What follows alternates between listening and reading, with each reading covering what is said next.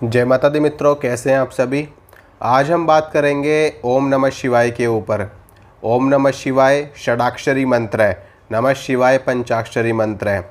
अगर आप इस मंत्र का बिना किसी नियम के, बिना किसी परहेज के लगातार जाप करते हो, मान लीजिए आपने गुरु दीक्षा ग्रहण करी, गुरु दीक्षा में आपको नमः शिवाय मंत्र मिलता है या फिर ओम नमः शिवाय मंत्र आपको मिलता है, या फिर बिना गुरु दीक्षा के भी अगर आप इस मंत्र का जप करते हैं तो आपके साथ क्या क्या होता है, आपको कैसा महसूस होता है, आपके साथ क्या क्या अनुभूतियाँ होती हैं, वो मैं आपको बताता हूँ।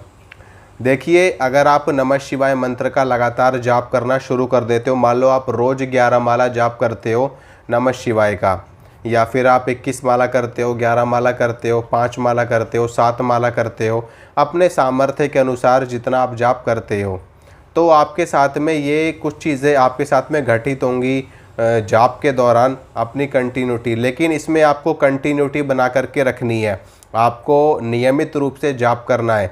ऐसा नहीं है कि आपने 10 दिन जाप किया और आपने फिर 2-4 दिन के लिए जाप छोड़ दिया, फिर आपने 1 महीने जाप किया, फिर कुछ दिन छोड़ दिया, फिर आपने 1 महीने जाप किया, फिर कुछ दिन छोड़ दिया, तो आपको कुछ भी अनुभव नहीं होंगे। आपको बिल्कुल कॉन्टिन्यूटी के साथ आपको जाप करना है, रोज़ करना है तो रोज़ करना है। एक आध दिन का गैप अगर कभी हो जाए तो उसके लिए छूट होती है, वो भी उसके पीछे भी कोई रीज़न होना चाहिए। ठीक है, आप किसी जब इमरजेंसी में हो या कोई और बात है तो आप जाप छोड़ सकते हो। महिलाओं के लिए विशेष रूप से छूट होती है बीच में कुछ दिनों के लिए, तो महिलाएं उन दिनों को छोड़ सकती हैं, बाकी के दिनों में वो जाप करेंगी तो वो उनका उसी में ऐड माना जाता है। तो होता क्या है कि देखिए, जब हम किसी मंत्र का लगातार जाप करना शुरू कर देते हैं, हर मंत्र के एक देवता होते हैं, हर मंत्र की एक स्पेसिफिक ध्वनि होती है, एक स्पेसिफिक तरंग होती है। क्योंकि मंत्र में जो शब्द होते हैं, जो मात्राएं होती हैं, वो संस्कृत भाषा की होती हैं, और संस्कृत में एक एक वर्ण का, एक एक शब्द का अपना ही एक अस्तित्व होता है। एक एक शब्द ब्रह्मांड की तरह होता है, यानी कि एक शब्द ब्रह्म के समान होता है। तो उन शब्दों को जोड़ करके मंत्र बनाया जाता है। मंत्र का लगातार जाप करने से एक स्पेसिफिक ध्वनि निकलती है, एक स्पेसिफिक तरंग निकलती है। वो जा कर के जो ब्रह्मांड में जो ऊर्जा स्टोर है, जो पूरा का पूरा पावर हाउस है, यानी कि भगवान शंकर आप उनको मान सकते हो, वहाँ पर जा कर के टकराती है और उसके फलस्वरूप वहाँ से दोबारा से ध्वनि लौटती है आपके पास में। तो उससे आपको कुछ चीज़ें आपके साथ में घटित होनी शुरू हो जाती हैं। देखिए, शुरुआत में जब आप जाप करोगे तो कुछ दिन तो आपको कुछ भी महसूस नहीं होगा, यानी कि 2-3 महीने आपको कुछ भी महसूस नहीं होगा। लेकिन आप जैसे ही आप 2-3 महीने से आगे बढ़ते हो तो आपके साथ में कुछ चीज़ें होनी शुरू हो जाएंगी। जैसे कि आप जाप कर रहे हो, जाप करते समय आप बिल्कुल ध्यान में चले जाओगे, यानी कि आपकी एकाग्रता इतनी ज़्यादा हो जाएगी कि आपको पता ही नहीं चलेगा कि मैं कितनी देर जाप पे बैठा हूँ और मैंने कितने मंत्रों का जाप कर लिया। आपको अपने आसपास किसी शक्ति के होने का आभास होगा। आपको अपने आसपास अजीब अजीब सी आपको स्मेल आएगी, कभी आपको अच्छी खुशबू आएगी, कभी आपको बुरी स्मेल भी आएगी, कभी आपको बदबू भी आएगी, कभी आपको मीठी मीठी स्मेल आएगी। मतलब अलग अलग तरह की स्मेल आपको आनी शुरू हो जाएंगी। ऐसा इसलिए होता है क्योंकि जब हम मंत्र का जप करते हैं तो हमारी कुंडलिनी शक्ति जागृत होनी शुरू हो जाती है, और जब वो जागृत होती है, अलग अलग चक्र जागृत होते हैं, हमारा आभामंडल जागृत होता है, हमारे पंचकोश जागृत होते हैं, हमारी 7 चक्र जागृत होते हैं। तो उन्हीं के जागृत होने के कारण ही हमें इस तरह की अनुभूतियाँ होती हैं। अपने आसपास महसूस होगा कोई है, ठीक है। रात्रि काल में जब आप सोओगे तो आपको सपने में तरह तरह की चीज़ें दिखाई देंगी।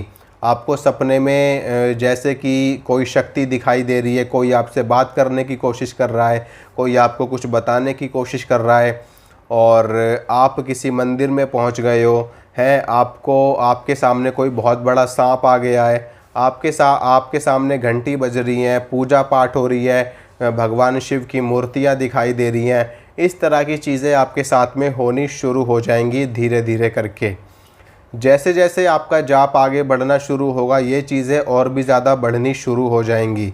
बढ़ते बढ़ते एक समय ऐसा आएगा जब ये चीज़ें बिल्कुल ख़त्म हो जाएंगी, फिर आपको ये चीज़ें नहीं होंगी।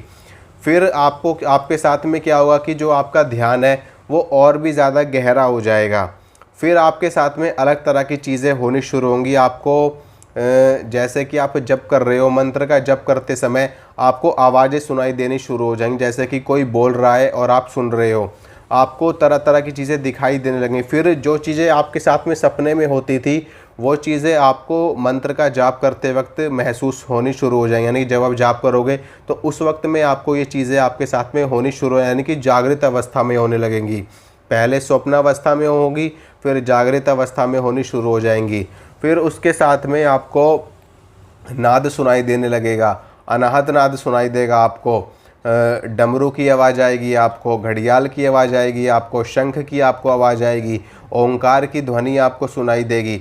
इस तरह की चीज़ें होनी आपके साथ में शुरू हो जाएंगी। धीरे धीरे करके आपके चक्र भी जागृत होने शुरू हो जाएंगे। आपको यहाँ पर वाइब्रेशन महसूस होगी, खुजली महसूस होगी, दर्द महसूस होगा, आपको घबराहट होगी, आपको बेचैनी होगी, आपका उल्टी का मन करेगा, आपका शरीर कभी कभी कांपने लगेगा। कभी कभी आपको ऐसा महसूस होगा कि जैसे कि आपके शरीर में जान ही नहीं है। कभी आप बहुत ताकतवर महसूस करोगे, कभी आपका शरीर गर्म हो जाएगा, कभी आपका शरीर ठंडा हो जाएगा, कभी आपको मिट्टी की खुशबू आएगी, कभी आपको गुलाब की खुशबू आएगी, कभी आपको भस्म की खुशबू आएगी। इस तरह की बहुत सारी चीज़ें आपके साथ में घटित होंगी। धीरे धीरे करके आपकी साधना आगे बढ़ती चली जाएगी। आपकी कुंडलिनी शक्ति हृदय चक्र तक आ जाएगी। जब हृदय चक्र तक आपकी कुंडलिनी शक्ति आ जाएगी तो आपको थोड़ा थोड़ा भगवान शिव का दर्शन होना शुरू हो जाएगा। ठीक है, नमः शिवाय की बात कर रहा हूँ। यानी कि आपका मंत्र सिद्धि की ओर अग्रसर हो रहा है। आपके हृदय कमल में आपका जो हृदय चक्र है वो जागृत हो जाएगा और वहाँ पे आपको बहुत सारी शक्तियाँ प्राप्त होनी शुरू हो जाएंगी। उसके बाद आपकी शक्ति आगे बढ़ेगी विशुद्धि चक्र पे। यहाँ पर आप जब आ जाओगे तो आपको वाक सिद्धि प्राप्त होनी शुरू हो जाएगी। आप जो बोल दोगे वो हो जाएगा। आप जिसको गलत बोल दोगे तो गलत हो जाएगा, अच्छा बोल दोगे तो अच्छा हो जाएगा। ठीक है, और जो आपका ध्यान है वो गहराता चला जाएगा। आपकी धीरे धीरे करके ध्यान अवस्था इतनी ज़्यादा गहरी हो जाएगी कि आपको अपने शरीर का आभास ही नहीं रहेगा कि आपने कितना जाप किया, उसका आभास नहीं होगा। आपकी कौन सी माला पे हो, क्या कर रहे हो, क्या नहीं कर रहे, कुछ आपको महसूस नहीं होगा। आपको ऐसा लगेगा जैसे मैं दूसरी दुनिया में चला गया। ठीक है, और स्वप्न में भी आपको भगवान के दर्शन होने शुरू हो जाएंगे, भगवान के दूतों के दर्शन होने शुरू हो जाएंगे, भगवान की शक्तियों के दर्शन आपको होने शुरू हो जाएंगे। आपको ऐसा लगेगा कि जैसे मैं भगवान के पास पहुंच गया। ठीक है, उसके बाद में धीरे धीरे आप आगे बढ़ना शुरू होगे तो आपकी आज्ञा चक्र, ये थर्ड आई आपकी खुलनी शुरू हो जाएगी। आपको थोड़ा थोड़ा दिखाई देने लगेगा, यानी कि खुली आंखों से भी आप किसी के बारे में कुछ भी बता सकते हो। यानी कि कोई भी व्यक्ति आपके सामने खड़ा है और उस व्यक्ति के साथ में क्या क्या चीज़ें हो रही हैं, क्या क्या चीज़ें हो चुकी हैं और क्या क्या चीज़ें आगे होने वाली हैं, वो सारी चीज़ें आपको पता चलने लगेंगी। उसके साथ में अच्छी शक्ति है या बुरी शक्ति है, कोई भूत है, कोई प्रेत है या कोई ऊपरी बाधा है, वो आपको पता चलनी शुरू हो जाएगी। आपको कानों में आवाज़ें आनी शुरू हो जाएंगी देवी देवताओं की, और तरह तरह की शक्तियों की आवाज़ें आपको आनी शुरू हो जाएंगी। उसके बाद में आपका ये ब्रह्मरंध्र खुल जाएगा, सहस्त्रदल कमल, सहस्त्रार चक्र इसको बोला जाता है। ये आपका एक्टिवेट हो जाएगा, ये आपका जागृत हो जाएगा। उसके बाद जा कर के आपको भगवान का साक्षात्कार होगा, भगवान का दर्शन होगा और उसके बाद में आपको समाधि लग जाएगी आपकी भयंकर वाली। फिर उसके बाद में भगवान के पास आप रहोगे, भगवान के साथ आप रहोगे और जा कर के इससे आगे अगर आपको नहीं जाना है तो आप अपने जाप को कम कर दोगे, अपनी साधना को कम कर दोगे। अगर आप ज़्यादा करोगे तो आप अपने ब्रह्मरंध्र से बाहर निकल जाओगे। फिर उसके बाद में कोई गारंटी नहीं है कि आप वापस आते भी हो या नहीं आते। ठीक है, तो इतना ही है अभी तक मैं जो आपको बता रहा हूँ। बाकी पर्सन टू पर्सन वेरी करता है, पर्सन टू पर्सन अलग अलग, हर व्यक्ति को अलग तरह के अनुभव होते हैं। थोड़े बहुत अनुभव सेम होते हैं, ऐसा नहीं है कि जितना मैंने आपको बताया एकदम एग्जैक्ट आपके साथ में ऐसा ही होगा। इससे कुछ आपको हट करके भी हो सकता है, थोड़ा ज़्यादा हट करके भी हो सकता है, किसी किसी को सेम भी हो सकता है, किसी किसी को बिल्कुल अलग भी हो सकता है। जिसकी जैसी भक्ति होगी, जिसकी जैसी भावना होगी, जिसकी जैसी श्रद्धा होगी, उसी के अनुसार भगवान के दर्शन होते हैं, उसी के अनुसार आपको अनुभव होते हैं। ठीक है, ये मैंने कुछ आपको समझने के लिए बता दिया है, ताकि अगर आपके साथ में चीज़ें हो रही हैं या जिन लोगों को होंगी तो वो लोग घबराएं नहीं, वो लोग डरे नहीं, इधर उधर ना भागें, फालतू में इधर उधर भक्तों के चक्कर में ना पड़ें, तांत्रिकों के ओझाओं के चक्कर में ना पड़ें। नहीं तो वो आपकी शक्ति बांध देंगे, आपकी जो अच्छी खासी शक्ति चल रही है, जागृत हो रही है, उसमें बाधा पड़ जाएगी और आप फिर बाद में परेशान हो जाओगे। फिर आपको शुरू से साधना अपनी शुरू करनी पड़ेगी। तो ये चीज़ें होती हैं, बस कंटिन्यू आपको करते रहना, आपको घबराना नहीं है, आपको डरना नहीं है। और इसमें अगर आप दीक्षा लेकर के मंत्र का जाप करते हो तो सोने पे सुहागा, बहुत ज़्यादा लाभ और बहुत जल्दी लाभ आपको प्राप्त होंगे। अगर बिना दीक्षा के आप जाप करोगे तो आपको लाभ भी होगा, आपको सब कुछ प्राप्त होगा, लेकिन थोड़ा समय लग जाएगा। तो दीक्षा लेकर के करोगे तो ज़्यादा अच्छा है, अति उत्तम है। ठीक है, इसी के साथ चलता हूँ, मिलूँगा आपसे अगली वीडियो में। जय माता रानी की।